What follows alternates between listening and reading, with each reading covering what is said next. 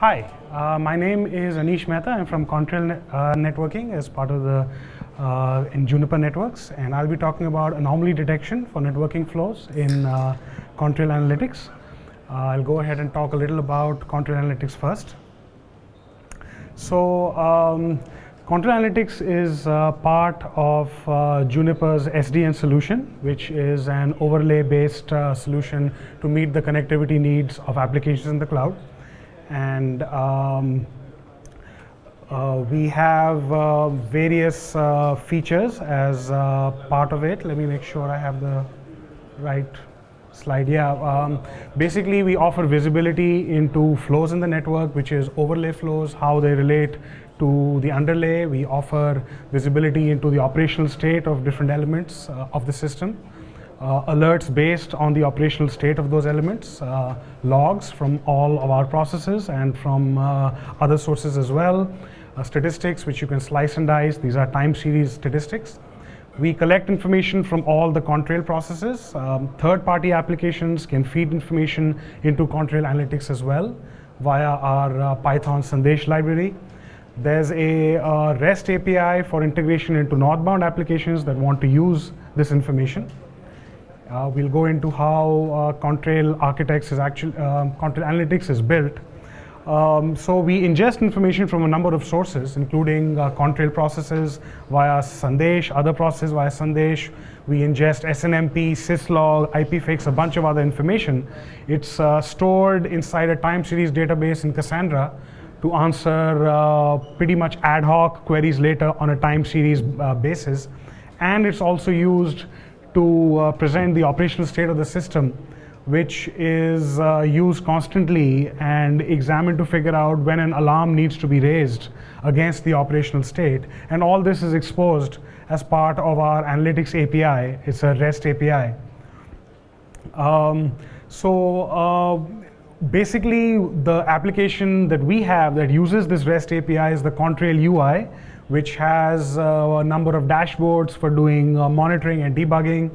We have this dashboard here. It shows all your hosts, all the VNs, all the instances, and the activity that is happening. Our main abstraction is networks. So we show networks, how they connect to each other, the policies that interconnect them, their traffic statistics, and so on. We also have pretty generic statistics, slice and dice on a time series basis, on VMs, on CPU utilization, traffic, and so on. So this is just a few of the monitoring features. There are a lot more for doing drill down and debugging and configuration as well. But let's dig into analytics and let's dig into anomaly detection. Now, why do we need it? I think that should be clear. There's been a lot of interest at this conference as well. Monitoring is moving from manual to reactive to proactive as our systems get more and more complicated. There's more and more state. There are more and more moving parts to actually manage. And knowing whether a service or a host is up or down is nice, but the ready availability now of performance information from all levels, from infrastructure and application, makes it easier than ever to manage your application in a much better way as far as availability and performance are concerned. So we try to manage where these performance indicators should fall and where they're going. You can use static thresholds, that gets you so far, but for complex deployments, you really don't know what the threshold should be. And that's where machine learning type techniques can help. So that's where we built anomaly detection to use a few of those machine learning techniques to figure out what's unusual and what's not, and to raise alerts based on that. So the different building blocks we have on this is based on time series analysis of metrics. We use one algorithm now, it can be extended, but we use the exponential weighted mean, where for any metric, for some specific metrics, we keep track of mean and standard deviation on a running basis. Of course, this must be tuned, these algorithms. This specific one has only one tuning parameter, which we do allow to change. And based on that, you figure out how far you are from what your expectation is, and you raise an alert based on the threshold of how far you are, and that is configurable in our UI. So that's how we actually organize this, that this can be configured and tuned. But the last element of this is scalability. This has to scale across all your elements. So we try to do this calculation as near the source of the information as we can. For our system, the source entails either the Contrail vRouter agent, which is actually managing flows on every host and how the applications talk to each other. This has all the information about traffic flows and VNs and VMIs and so on. The other source of information is Contrail Control, which is our BGP controller that sets up how the applications talk to each other and basically has a number of BGP updates it's exchanging with the other control nodes in the system as well as external BGP routers. So those are our sources. We try to place the calculation as close to the source of information as we can. It basically runs as libraries inside our processes. So this is what we're going to look at. We'll see a multi-tier application in action. This is a redmine application. It consists of a front end. There's a redmine web server that will have a public IP. There'll be a mysql backend for redmine. So these are the two elements that talk to each other. We will launch a TCP SYN attack on the web server. I know everyone is very interested in DDoS attack these days, so hopefully that will generate some interest. So, and we'll see if we can get any alerts on that.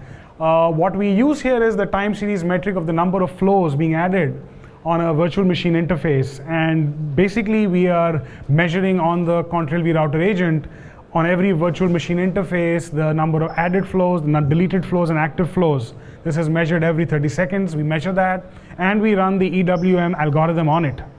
And we can configure, in this case, we'll configure an alert to trigger when the metric exceeds 2.5 standard deviations from the mean. So if you consider that this is normally distributed, basically 0.6% of the samples will actually fall in this. So we will be able to figure out when our samples look unusual.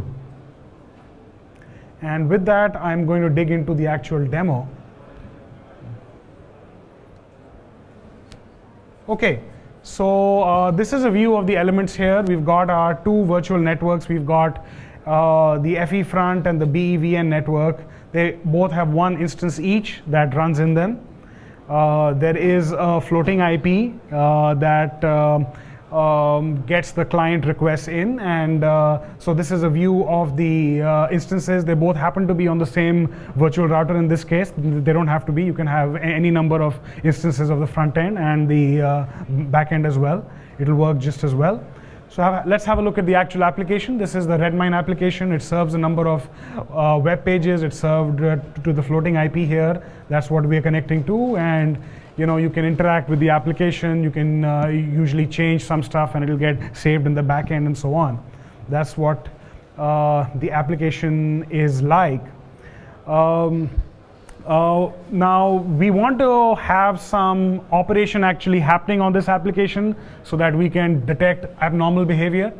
So in terms of setting that up, we have a script here that is going to sort of randomly access our application about 15 times a minute or so. It's just issuing requests to help set up a baseline against which we'll have the anomaly. Now we can monitor what's actually happening with our VNs and our VMIs. That's the virtual machine interfaces. The virtual machine interfaces has a UVE, which is a user visible entity. It's exposing interesting state about this virtual machine interface. For example, the name of the virtual machine, the name of the virtual network which this interface is attached into, and then all those flow metrics I spoke about, which is the active flows, the added flows, and the deleted flows. And based on that, we are doing a calculation of the EWM. So you can see here the algorithm being used is EWM. We can change it. That's the one we've implemented so far. And the configuration is 0.1, which is the weight of the last sample. And we have this calculation which is always ongoing. And you can see right now the sigma was reported as 0.9 in a previous sample. Basically, the tuning parameter of alpha, the 0.1, it can be adjusted and tuned as well as we like. But we'll keep to the defaults for now. We have some pre-canned defaults that seem to work well. And once we've tuned how the machine learning algorithm works, the next step is to set the actual threshold that will trigger off the alert. And that is something we can go ahead and do inside our UI. Let me see how long we have left. So we can configure this on a per virtual network standpoint. We have alert here against virtual machine interface. That's the type of object we're looking at, and we have a rule.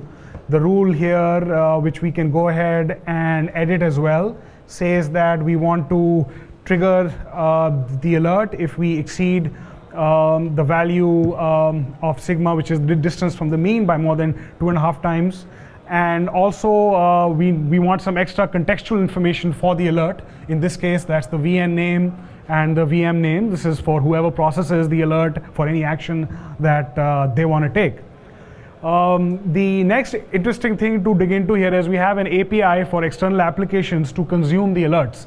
So we have a streaming API. It's based on server-sent events, which we'll see here in just a minute. So basically, we can even see this in a browser. This is a connection that will stay open, and it will just stream all of the alarm set and the alarm clear and the contents of the alarms as they happen. We can also see the same alarms inside the UI as well, of course. So you can see that right now there are no alarms set. And next we will go and actually create the anomaly. So let's go ahead and do that. So for that, we are using the hping 3 utility, and we'll create TCP SYNs. We'll create a SYN attack towards our application. Once the attack is all actually started, we can go ahead and see how it reflects back in the VMI UVE. And in the VMI UVE, we can see we have the added flows. It's at 16. It'll suddenly jump. So this is reported every 30 seconds. It'll jump. And when it does jump, we'll see that the EWM will change as well.